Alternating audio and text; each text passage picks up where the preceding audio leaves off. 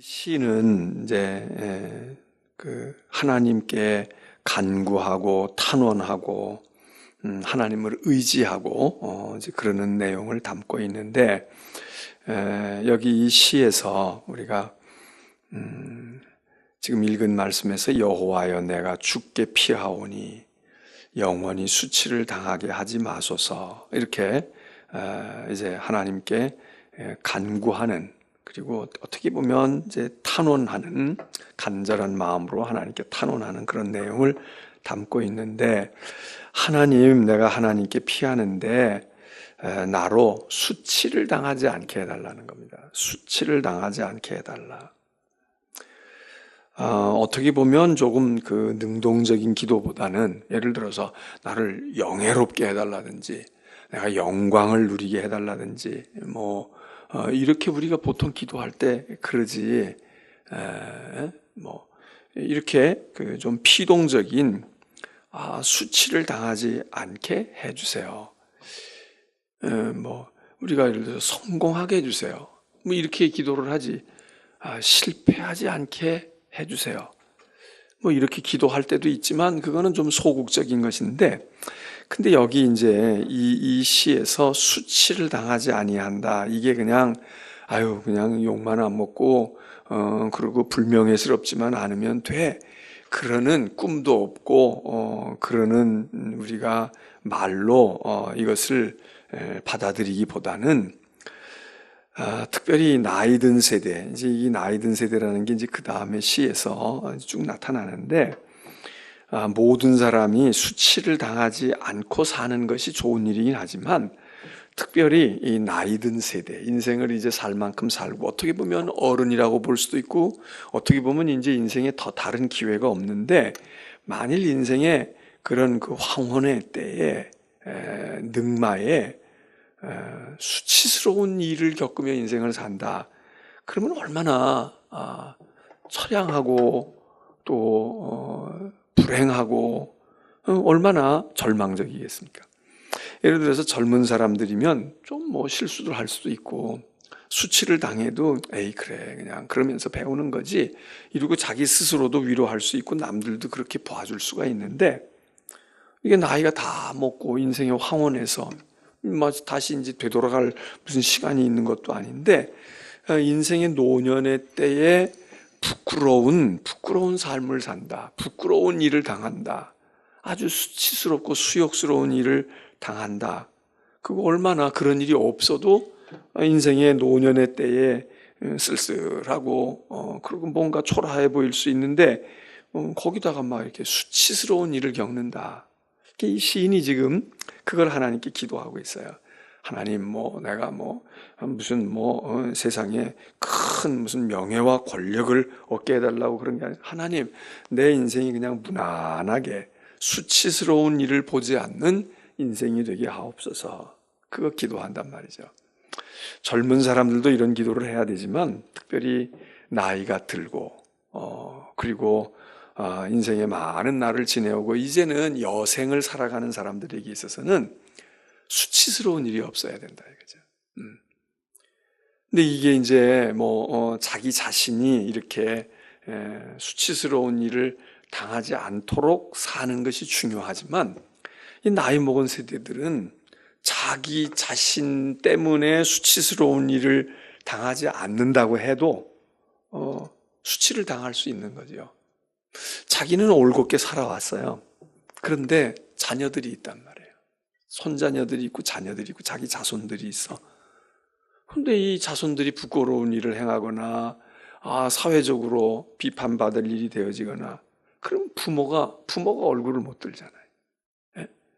그냥 젊은 사람은 자기 하나 책임을 지면 돼. 물론 부모가 잘못한 것을 젊은 사람들이 그럴 수 있지만, 그게 부모가 잘못됐다고 애들을 보고서는 애들을 그냥 어떻게 하겠어요? 그런데 나이 든 세대는 자기 자식이나 손자녀들이나 자기 후손들이 그렇게 하게 되면 그게 수치스러운 일입니다.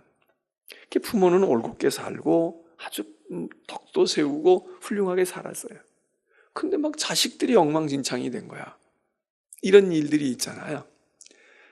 그러니까 이 특별히 노년의 세대에서 성공한다, 꿈을 이룬다 이런 것들은 이제 이 젊은 세대들이 뭔가 목표를 가지고 막 달성하고 이러지만 인생에 달려올 길을 다 달려오고 이제는 마무리를 잘 이렇게 지어야 되는 그런 단계에 있는 사람들은 이 부끄러움과 수치를 당하지 않는 인생을 살면 그게 복입니다.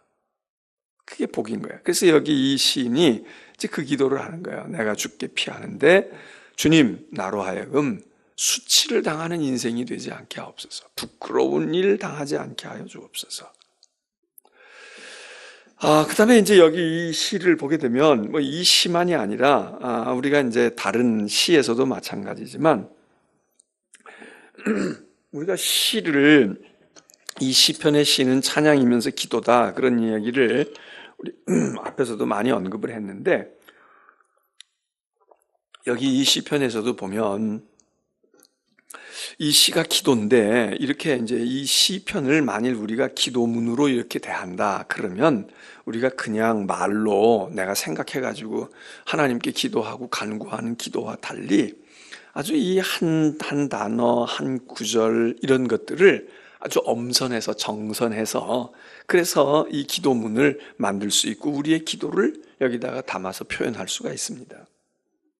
그래서 여기도 보면은 우리가 보통 그냥 기도하게 되면 대개 기도가 뭐 여러 가지 내용이 있다 그런 걸 우리가 머릿속으로는 생각하지만 기도를 10분이고 20분이고 30분이고 이렇게 기도를 그냥 짧은 기도가 아니라 그래도 기도를 위한 기도를 이렇게 하게 될 때에 우리의 기도가 사실 내용은 많고 많이 기도하는 것 같지만은 그것들을 이렇게 압축해서 보면은 반복되는 게 많고 그리고 특별히 그 기도의 형식이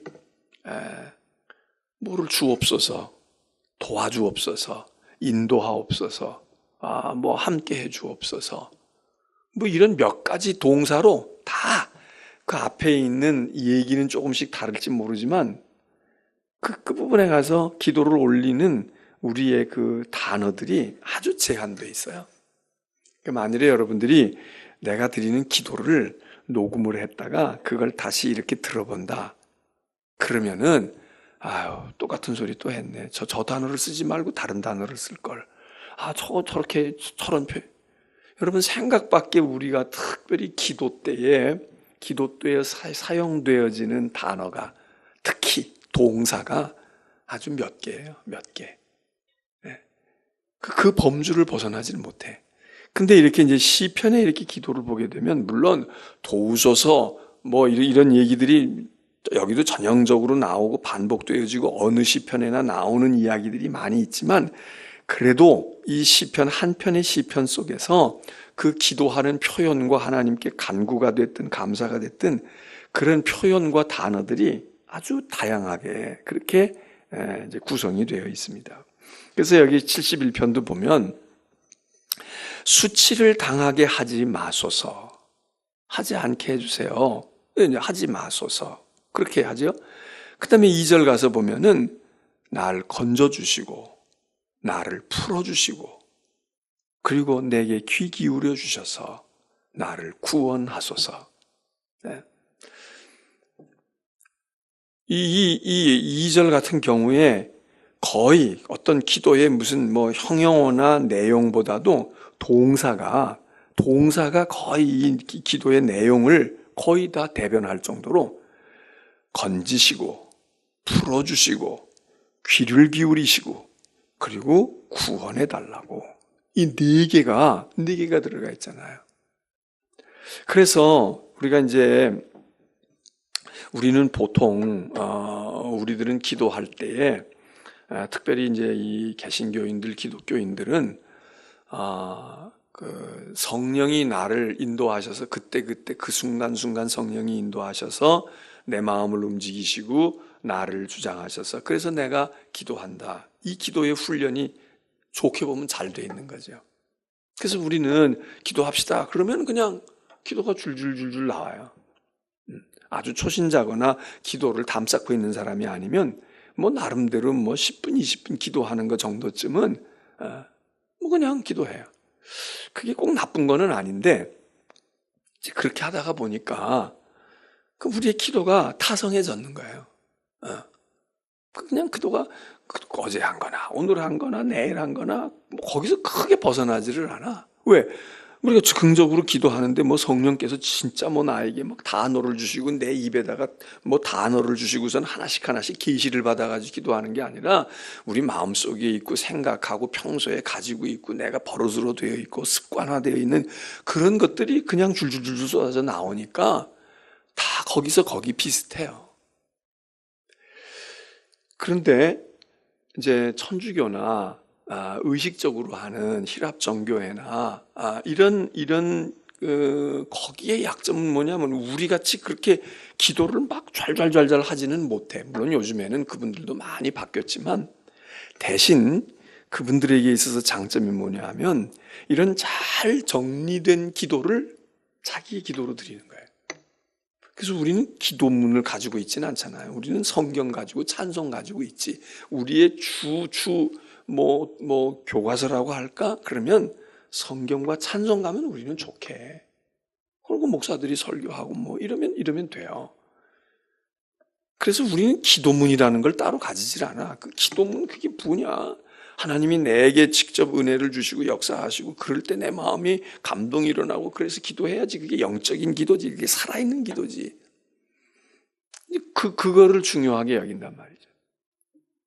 근데 사실은 우리가 말로 하는 것은 아무리 생각을 깊게 한다고 그래도 그게 그렇게 뭐 외워가지고 기도하는 게 아니니까 그게 아주 정선된 기도를 하거나 무언가가 딱 이렇게 엑기스가 되어 있는 게 되기가 정말 기도의 훈련을 많이 한 경우가 아니면 어렵습니다. 그래서 때로는 기도문을 우리가 좋은 기도문을 가지고 그리고 그 기도서, 기도의 책, 뭐 우리도 이제 요즘에 이게 책방이나 이런 데 가면 무슨 뭐 1년 365일 기도라든지 또 뭐 이런 기도 책들이 좀 있을 수가 있는데 사실은 이제 서양 그 개신교도 그 서양에 있는 그 뭐 천주교나 이런 게 아니라도 소위 말하는 프레어북이라는 게 있어요. 기도서라는 책들이 있다고. 그래서 거기 기도서에 보게 되면 아침 기도가 있고 저녁 기도가 있고 병들 때 기도한다든지 이런 케이스를 쭉 이렇게 나열을 해서 그래서 좋은 기도문들을 가지는 거야. 내가 병들었을 때 또는 위로가 필요할 때. 그래서 그 항목에 따라서 기도문들이 좋은 기도문들이 있어요. 그 기도문을 통해서 그것만 의존하고 내 스스로가 기도하지 않으면 그러면 이게 이제 무슨 주문서처럼 그냥 그것만 의존하니까 내 기도 실력이 안 드는 약점은 있지만 이 둘을 잘 병용할 필요가 있습니다. 다행히 우리는 성경 속에 기도서가 좋은 기도서가 있는데 그게 바로 시편이다. 이렇게 우리가 생각할 수 있어요. 그래서 시편은 찬양집이지만 기도의 책입니다. 프레어북이야.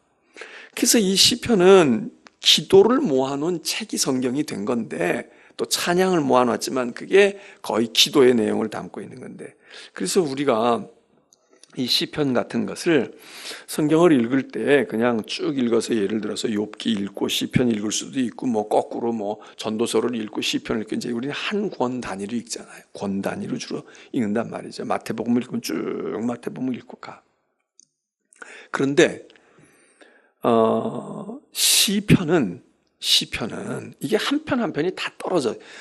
창세기 같은 거는 이렇게 이어져 가고 있고 내용이 이어져 가잖아요. 물론 잠언이나 이런 지혜서들은 그냥 한 장씩 읽어도 뭐 30장을 먼저 읽고 10장을 나중에 읽는다고 해가지고 뭐 별로 문제가 될 게 없죠. 그러나 이제 역사서나 율법이나 이런 것들은 앞부분부터 이렇게 읽어가야 시간도 맞고 이게 되지 막 앞뒤를 이렇게 어떤 의도를 가지고 읽을 때는 모르지만 그냥 보편적으로는 그렇게 읽지 않는데 이 시편은 150편을 먼저 읽고 1편을 읽는다고 해가지고 뭐가 물론 그게 1편은 서시이고 150편은 결론이다 이렇게 돼서 특별하게 이제 그런 시편들은 그렇지만 중간에 있는 시들이 말이에요 20편을 먼저 읽고 그리고 10편을 나중에 읽었다고 해가지고서 그래가지고 뭐 10편을 이해하는데 우리가 문제가 생깁니까? 없어요. 그러니까 하나씩 떨어져 있는데 그래서 시편은 1편으로부터 150편을 쭉 읽어 내려가는 거는 시편이라는 책이 무엇이냐 이렇게 알 때는 좋지만은 그리고 그렇게 읽는 건 그것도 좋은 방법이지만 시편은 또 다른 활용의 가치가 있는데 그것은 무엇인가 하면 다른 성경을 내가 계획해서 읽는 동안에도 이 시편을 한 편씩 또는 두 편 이렇게 어떤 성경을 읽든 간에 모세오경을 읽든 복음서를 읽든 읽을 때 시편을 같이 한 편 또는 두 편을 같이 매일같이 읽는 겁니다. 그건 성경으로 읽기 때문에 읽어야 되기 때문에 읽기도 하지만 그게 기도거든, 기도. 시편이 기도거든요. 그래서 기도의 책을 따로 같이 우리가 가지고 있지는 않지만 그런데 우리는 성경 속에 기도의 책이 들어와 있어. 그래서 성경을 읽기 전에도 시편을 읽어도 좋고 성경을 다 읽고 난 다음에 내가 읽을 성경을 다 읽고 난 다음에 시편으로 우리의 기도를 마감해도 좋고 또 성경 읽는 거와 상관없이 내가 예를 들어서 기도하는데 내가 10분 기도한다 5분 기도한다 이럴 때에 기도 시작할 때 시편을 읽고 기도를 시작할 수도 있고 내 기도가 마칠 때 주님의 기도로 마칠 수도 있지만 이 시편을 읽으면서 시편의 기도를 가지고 기도의 마무리를 짓는 것도 좋은 방법입니다. 그리고 이 시편은 그렇게 기도서이기 때문에 아까도 얘기한 것처럼 기도가 시편이 물론 긴 시도 있지만 길어봐야 우리가 20분, 30분 이렇게 기도하는 것만큼 한 편이 길겠어요? 그렇지 않다고. 그렇지만 짧지만 이 기도에 아주 굉장히 압축된 엄선되어진 내용들을 구성하고 있기 때문에 단어 하나하나가 이게 더군다나 시잖아요. 시. 이게 그냥 산문이 아니고 시란 말이에요. 시니까 더 압축되어 있기도 하지만 이게 기도의 시거든. 그러니까 그 기도가 그냥 말로 생각나는 대로 기도할 때하고 달리 기도문을 정리해가지고 이렇게 하게 될 때에 거기 이 짧은 시 속에서 많은 것을 함축할 수 있는 장점이 있죠. 그래서 이 기도가 상당히 영양소로 말한다면 굉장히 고단백의 아주 영양소가 풍부한 그런 성경이다, 시다, 기도다. 우리가 그렇게 볼 수가 있습니다. 그래서 이 시편은 구약을 읽든 신약을 읽든 이 시편을 중간에 이 시편을 읽는 전통이 교회들 가운데 있어서 그래서 이제 교회도 이제 그 예배학적인 그런 교회의 그런 그 근거를 가지고 우리가 예배를 구성한다 그러면 우리는 성경을 요즘에는 대개 다 이제 목사의 설교 본문에 근거해서 성경을 읽잖아요. 목사가 사랑 이거 설교한다 그러면 그 사랑의 본문에 관한 그 본문들 고린도전서 13장이 됐든 아니면 사랑을 이야기할 때 요한 1서에 근거한다든지 무슨 요한복음 3장 16절에 하나님이 세상을 사랑했다는 얘기를 한다든지 이렇게 이제 거기에 근거되어지는 성경들을 읽는단 말이죠. 그런데 정말 예배의 그 의식적인 예배학적인 예배를 구성하게 될 때에는 성경을 세 곳을 읽어요. 세 곳을 읽는다고. 하나가 구약을 읽어야 돼. 구약의 말씀을 읽어요. 그리고는 신약을 읽어요. 신약을 읽어. 그리고는 시편을 꼭 읽어. 이 셋을 읽어요. 그래서 구약의 말씀, 시편의 말씀, 신약의 말씀. 이렇게 읽는 게 시편이 구약인데 구약을 읽었으면 됐지. 근데 이게 시편은 조금 종류를 다르게 본다고. 그래서 이 시편이 굉장히 우리들의 기도에도 돕고 말씀을 이해하는 데도 굉장히 이게 우리에게 참 좋은 그런 성경이고 특별히 기도에서 이 시편은 그래서 그 단어 하나하나가 우리들에게 우리의 기도를 굉장히 풍성하게 하고 깊이 있게 하고 다양하게 하는 그런 가르침을 여기서 준다 그겁니다. 그래서 여러분들이 이제 기도를 그냥 언제든지 내가 기도시켜도 기도를 잘하게 그렇게 훈련되어져서 그렇게 되는 것도 중요한 겁니다.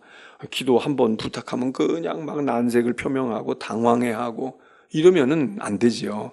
그러나 그렇게 기도를 할 정도가 되었다면 더더군다나 이제 그럴 때에는 우리가 이런 기도문을 통한 기도, 좋은 기도문을 여러분들이 우리가 뭐 무슨 신문을 보거나 무슨 책을 읽다가 좋은 어록들이나 좋은 문장들이 발견되면 메모할 수도 있고, 그걸 내가 기억했다가 활용할 수도 있잖아요. 마찬가지로 좋은 기도문들을 꼭 성경이 아니더라도 많은 사람들의 기도들 가운데서 이 기도를 글로 써놓은 글들이 있잖아요. 좋은 기도들이 많거든. 네. 고백하는 기도도 있고 찬양하는 기도도 있고, 그리고 유명한 사람들의 대표적인 기도들이 있잖아요. 그런 기도문들을 여러분들이 가지는 것도 좋지요. 그리고 그런 책들이 있어요. 그런 책들이 있다고. 그런 책을 가지고 기도하되, 여기 우리 스스로가 그런 기도문을 짤막하게라도 이렇게 써보는 것도 중요한 것입니다. 오늘도 5분 기도했다, 10분 기도했다. 이것도 우리가 해야 할, 날마다 해야 할 일이지만, 만일에 기도문을 한 대문장으로 오늘의 기도, 또 내가 힘들었을 때, 또는 많은 고민과 걱정이 있을 때, 내 마음이 불안할 때, 내게 큰 과제가 있을 때, 또 내가 어떤 결단을 해야 될 때, 이럴 때에 그런 기도를, 내 기도를 기도문으로 써서, 만일에 하나님께 기도문을 보낸다고 생각해 보세요. 말로 할 때는 아무 문제가 없는 것 같은데, 내가 기도한 기도를 만일에 글로 써가지고 풀어가지고 논다 그러면 아마 우리가 볼 때 아쉬움이 많을 거예요. 야, 저 순간에 어떻게 성령이 감동을 받았구나. 이래서 저런 말이 어떻게 나왔지? 이러고 우리 스스로가 놀랍고 감동을 받을 경우도 있겠지만, 저기도 저렇게 하지 말고, 저 표현은 저기서 저렇게 하지 말고, 저거 말고 좀 다른 말로 할 수도 있었고, 다른 것을, 이렇게 아쉬움 드는 부분이 많을 거고, 기도문을 쓰면서, 더군다나 요즘에는, 전에는 원고지나 노트에다가 써야 되니까 글 쓰다가 연필로 하면 지우기도 하고 이럴 수도 있지만, 대개 볼펜이나 잉크로 쓰게 되면 지울 수도 없잖아요. 근데 요즘에는 얼마나 좋아. 컴퓨터로 하니까 10번을 썼다가 다시 지워도 문장을 바꿀 수도 있고, 이렇게 뒤집어 놓을 수도 있고, 생략할 수도 있고, 그럼 얼마나 좋아요. 근데 그 편리한 컴퓨터를 놓고 우리가 기도문을 하나 쓰려고 해도 그게 그렇게 생각보다, 말로 10분 기도하는 거 간단한데, 문장으로 한 5-6문장의 기도문을 만든다? 여러분, 그게 그렇게 쉽지가 않고, 써놓고 보면, 여기다 좀 더 붙일까? 이걸 뺄까? 이걸 좀 달리 써볼까? 이것보다는 이게 더 좋을까? 그러면서 우리의 기도가 다양해지고 깊어지는 거죠. 사실은 우리가 이제 우리의 기도를 우리가 마음속으로 하는 거야 어떻게 할 수 없겠지만, 소리를 내서 기도하는 기도는 녹음을 했다가 한번 들어보는 것도 상당히 좋은 겁니다. 내가 들어봐도 아쉬운 부분이 얼마나 많겠어요. 그냥 일회성으로 휙 하고 지나가니까 그게 그냥 그만인 거야. 근데 한번 휙 하고 지나갔는데 그 기도를 어제도 하고 오늘도 하고 내일도 하고 이러니까 우리 기도가 발전이 없어요. 우리 기도가 좀 더 가다듬어지지가 않는다고. 이건 말을 잘하기 때문에, 어떤 사람은 말을 언변이 좋아서 이렇게 생각할 수도 있지만, 물론 그것도 어느 정도 영향은 있겠지만, 기도가 발전하지 않고 기도가 섬세하고 기도가 깊이 있지 못한 것은 그냥 말이니까 부담 없이 그냥 내뱉는 거예요. 단어는 아주 이럴듯한 단어를 갖다 쓴다고 해도 그게 그 단어를 쓰려고 고민을 얼마나 하겠냐고요.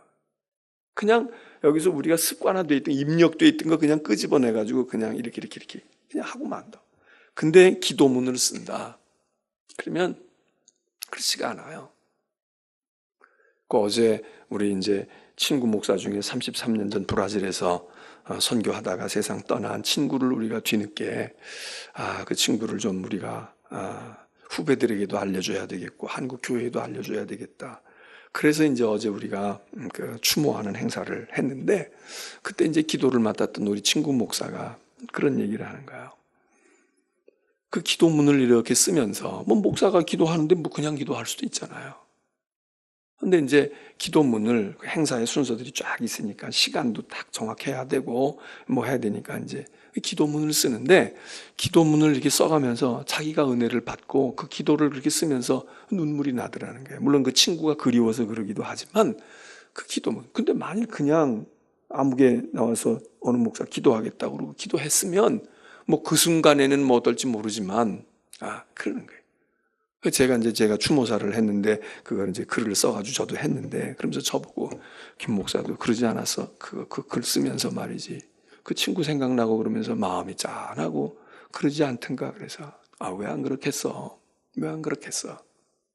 근데 그냥 우리가 그냥 친구 추모사 한번 해봐 그렇게 한다고 그러면 그냥 물론 그 순간에 감정이 복받쳐서 뭐 약간 뭐 조금 울컥할 수는 있을지 모르지만 그렇게 무언가가 오래 여운이 남고 무엇가 이렇게 남지가 않는다고요.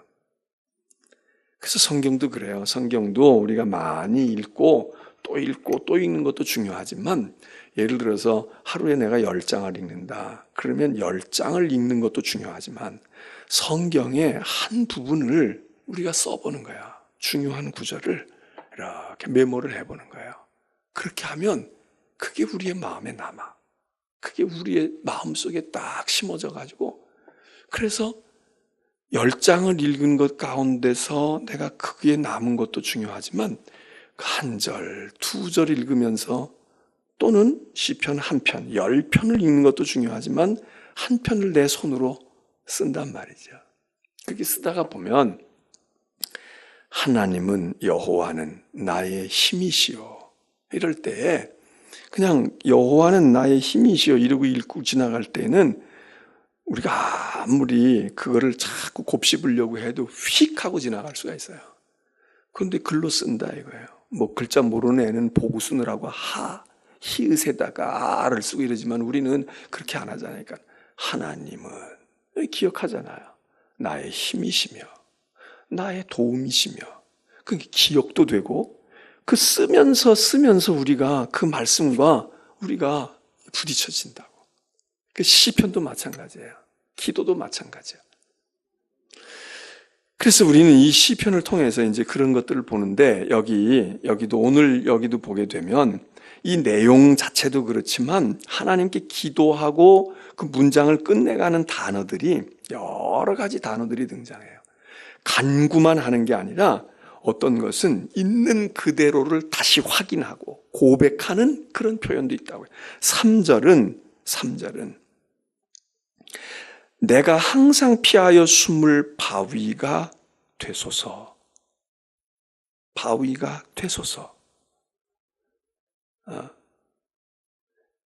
바위가 되어 주옵소서. 우리가 보통 주시옵소서, 주옵소서, 주세요 이렇게 할 수도 있지만 그냥 하나님 되세요. 하나님이 바위가 되십시오.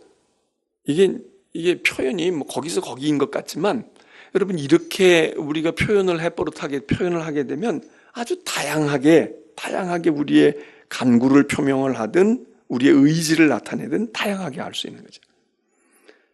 그래서 거기 이제 3절에 보면 주께서 나를 구원하라 명령하셨으니 이는 주께서 나의 반석이시요 나의 요새이심이니이다. 우리는 꼭 뭐를 이렇게 하거나 기도하거나 그러게 되면 내 하나님이 되어주세요. 하나님 나의 하나님이 되시기를 원합니다. 뭐 바랍니다. 이렇게 얘기한다고요.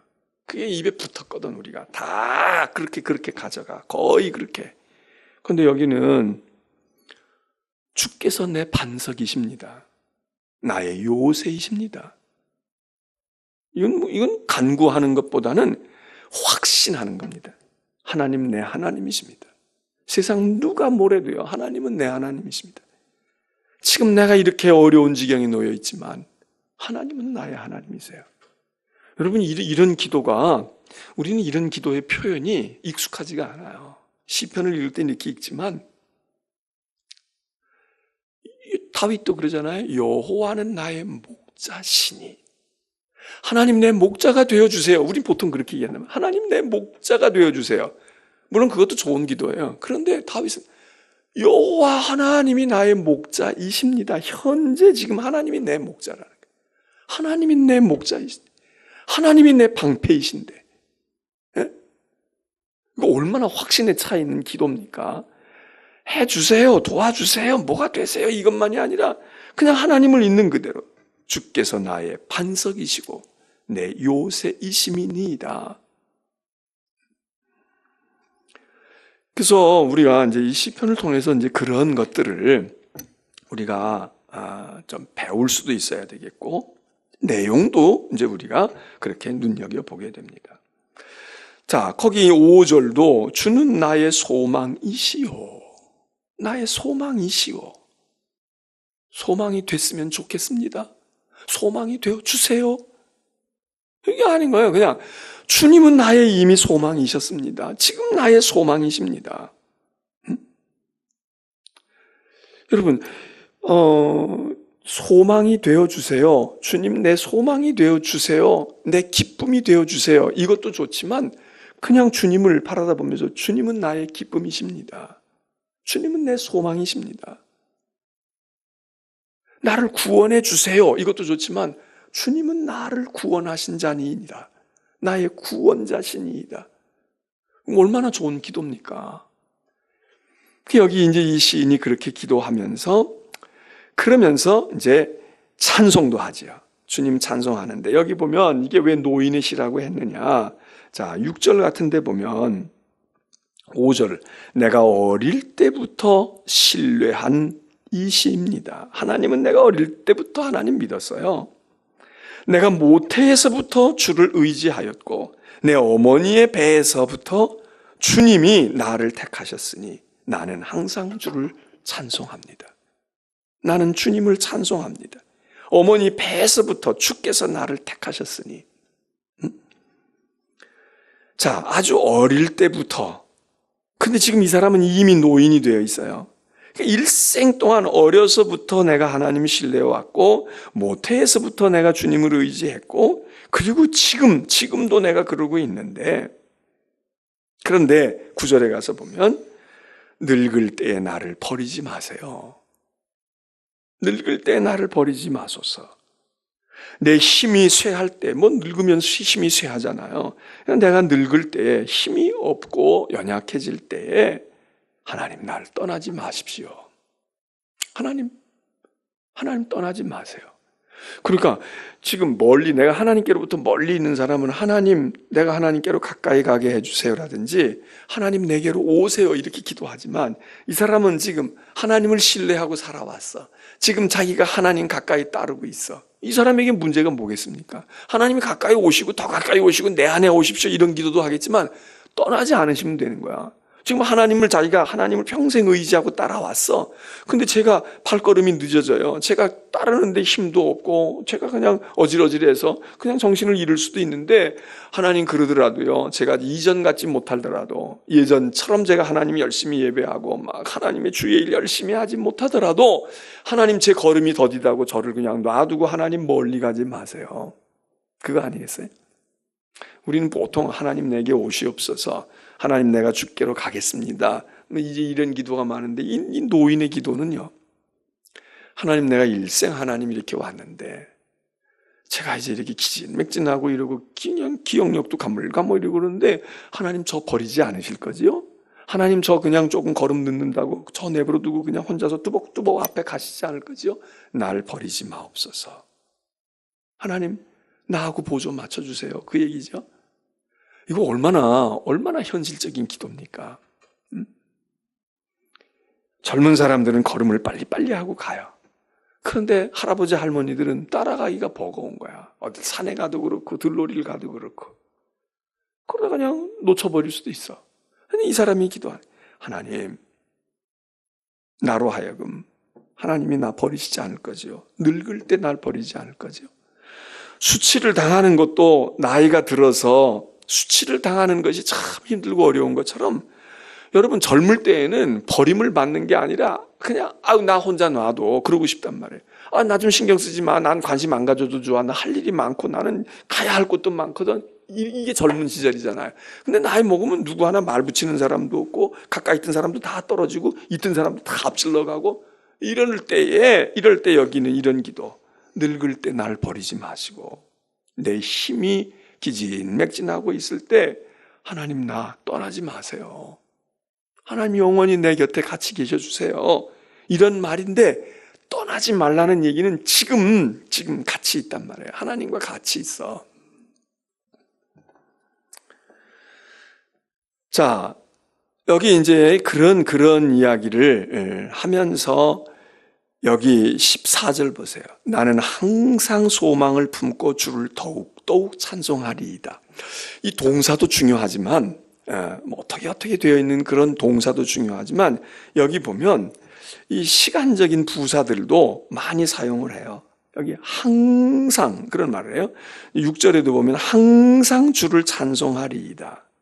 8절에도 보면 종일토록 내 입에 영광 돌림이 가득합니다. 종일토록. 그런데 14절에 가서 항상 소망을 품고 그리고 후반부에 가서는 더욱 찬송하겠습니다. 점점 더 찬송하겠습니다. 거기 12절에도 보세요. 나를 멀리 하지 마소서. 나의 하나님이여 나를 도우세요. 그러는데 거기 속히 도우소서. 속히 도우소서. 요런 이제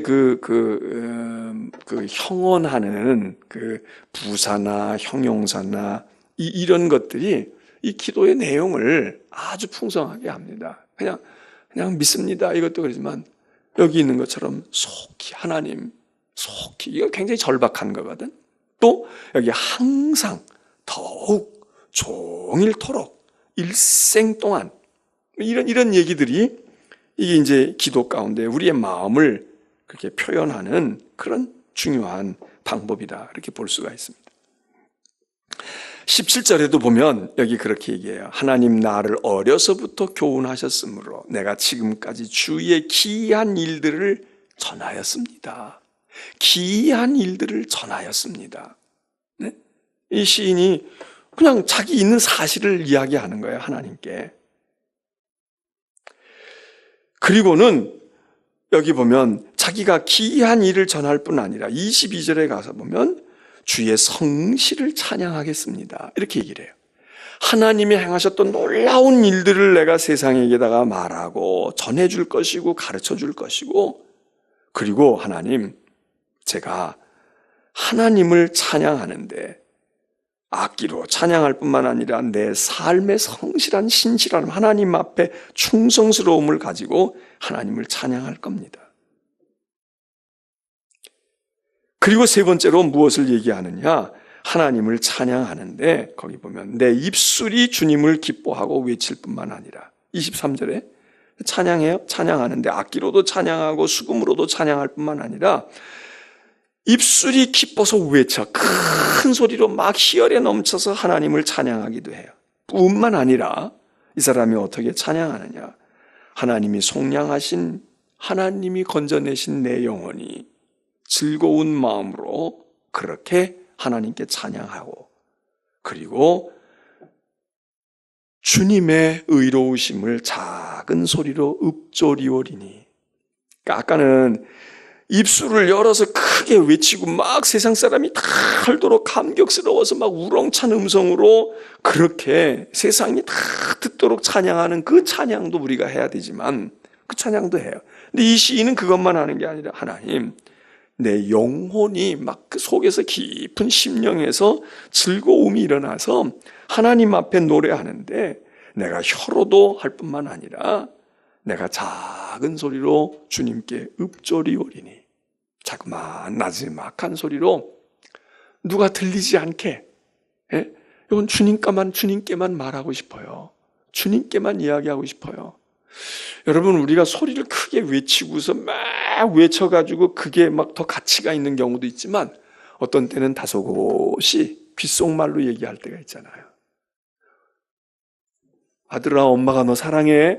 그리고 막 동네에 막 학교 앞에서 말이지 아들아 그리고 막 방과 후에 오는 아이를 품에 안으면서 내 아들 엄마가 너 얼마나 좋아하는지 이러고 외치는 그건 그것대로도 가치가 있었어요. 그런데 그냥 조용히 아이를 끌어안고 말이야. 귓속말로 오늘 힘들지 않았어?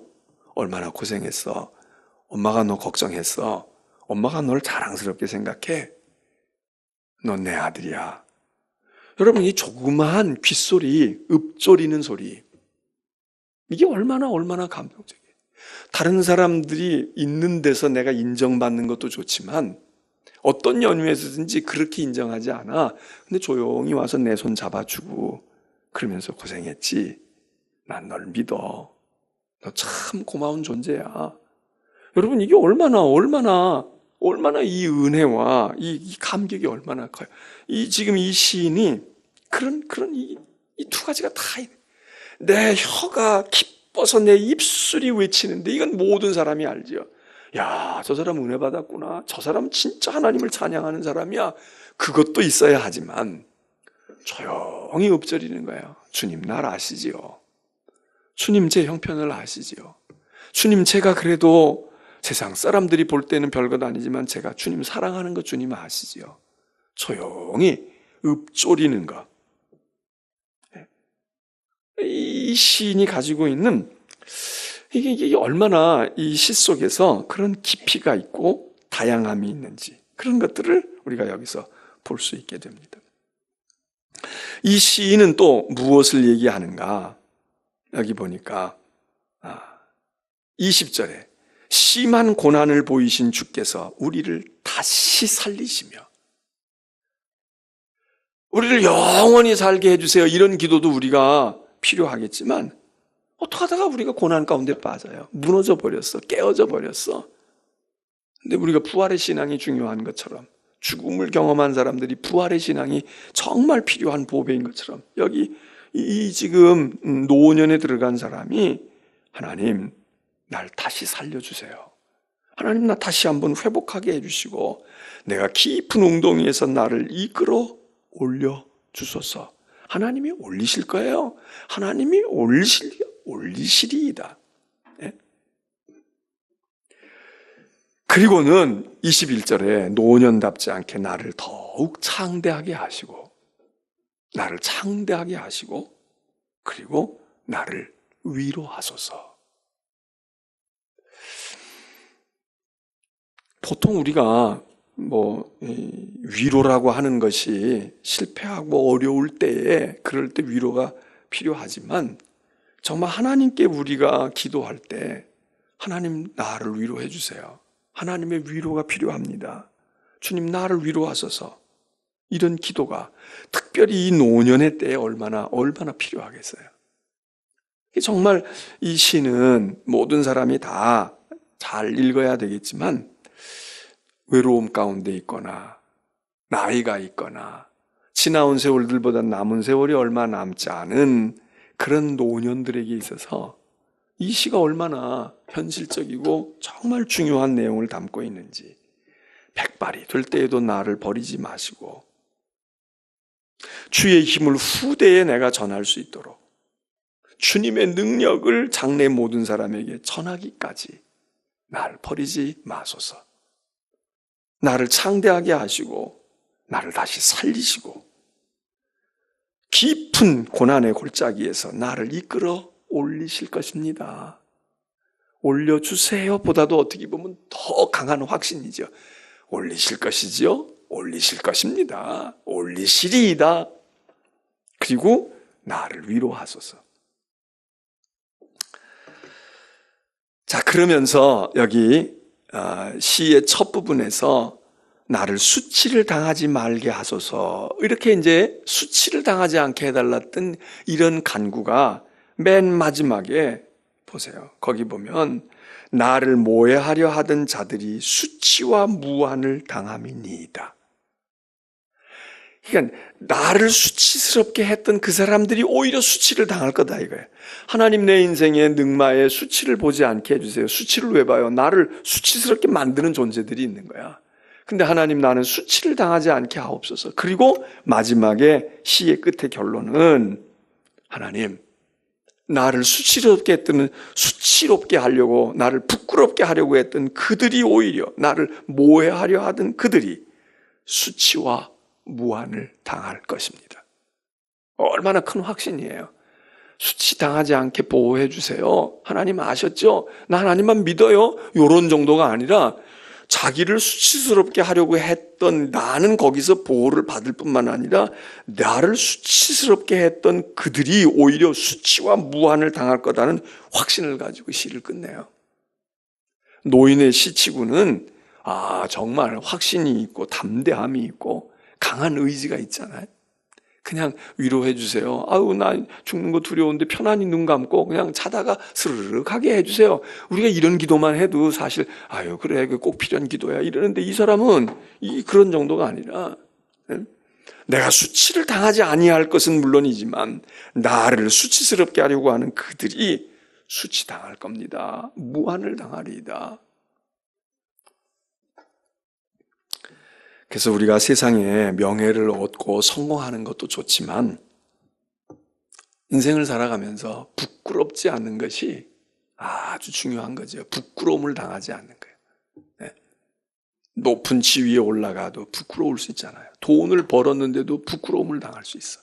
지식이 있어도 부끄러움을 당하고 성공했는데도 부끄러울 수가 있어요.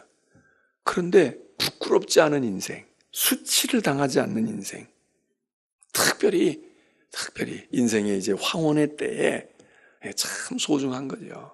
수치를 당하지 부끄럽지가 않아야 돼. 네. 돈이 없을 때 부끄러울 수 있어요. 남들은 다 뭘 어떻게 하는데 그거 못하면 부끄러운 거야. 우리가 이번에도 이제 이런 행사하게 되면 다 돈이 필요하고 비용이 필요하잖아요. 또 어떤 친구들은 그렇게 할 수가 없어. 그래서 제가 얼마 전에도 어떤 친구 보고 이번에 모임에 올 거야 그랬더니 나는 그만둘래. 그래도 뭐라도 좀 참여하고 뭘 어떻게 해야 되는데 지금 자기 형편이 그렇지 못한 거야. 그렇게 할 수가 없는 거야. 그러니까 그냥 친구들 그러는데도 또 가도 그냥 맨날 그냥 남들이 이렇게 하는데 자기 이런 거 하고. 이해가 되죠. 이해가 돼. 누가 뭐라고 그러지는 않지만 그 마음에 무언가가 조금 자신감이 없어지는 거야. 여러분, 우리의 인생의 젊은이도 마찬가지죠. 성공하는 것도 중요하지만 성공한 사람들 나중에 수치를 당하게 될 때 얼마나 부끄러워합니까? 얼마 전에도 방송인 유명한 우리 한국 사람 거의 무슨 성까지 다 바꾸고 그랬던 분, 아주 그렇게 유머러스하고, 그리고 정말 가정도 그러고. 근데 그분이 어떻게 이제 마약에 좀 그래가지고 지금 재판받고 어려움을 당하잖아요. 그 수치를 당하는 거지. 부끄럽다고, 죄송하다고, 미안하다고. 딴 때 같으면 나와서 그렇게 재담이 입담도 좋고 얘기도 잘하고 그리고 정말 구수한 사투리도 써가면서 했던 분인데, 근데 그게 하긴 마약이라는 게 외국 같으면 그게 문제가 안 될 수도 있지. 그 정도 마리화나 하고 한 건 문제가 안 돼.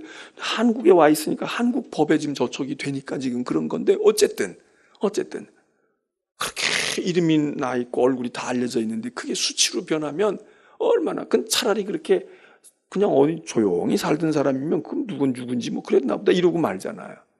그러니까 우리의 인생에 중요한 것은 유명해지고 성공하고 그러는 것도 좋지만, 이 기도는 사실은 노인들만의 기도가 아니라 우리 부모들이 자녀를 위한 기도도 그렇습니다. 하나님, 우리 아이가 수치를 당하지 않는 인생이 되게 하옵소서. 부끄럽게 수치스러운 인생이 되지 않게 하여 주옵소서. 그게 어떻게 보면 성공하게 해주세요 하고 기도하는 것보다 더 지혜로운 기도일지 몰라요. 성공이 뭐가 성공이에요? 뭐가 대단한 거야? 그게 성공했다는 게 어느 날 갑자기 수치로 변해요. 어느 날 갑자기 치욕스러운 일로 변한다고. 뭐가 됐다고 그러고 말이 성공했다고 그러고 돈 벌었다고 그러고 승진했다고 그러고, 나중에 보니까 그게 불의한 방법으로 승진이 돼서 나중에 그거 다 뒤집어 쓰고 말해요. 그게 영예스러웠던 게 다 뒤집어 쓰는 거야. 그것 때문에 치욕스럽게 돼. 그것보단 여기 훈장 하나 붙은 게 없어. 아무것도 없는 것 같아. 근데 떳떳해. 그리고 참 훈장 받고 상 받은 건 없지만, 여러분 상 받은 사람 가운데 얼마나 감옥에 들어가고 빨간 줄 가고 그런 사람 얼마나 많습니까? 그게 우리의 어린 세대들도 하나님, 이 아이가 수치스럽지 않은 존재가 되게 하고, 세상에서도 그러고 하나님 앞에서도 그러고 좋은 시라고 생각을 해요. 특별히 이제 이렇게 나이가 들어가는 세대들을 수시로 이 시편 71편을 우리들의 시로, 우리들의 기도로 삼고, 하나님, 내가 늙어 백발이 되었는데 나를 버리지 마옵소서. 주님, 제가 힘이 필요해요. 제가 이러기 때문에. 그리고 이 기도, 여러분의 기도가 다 되시길 바랍니다. 이제 우리 기도하겠습니다.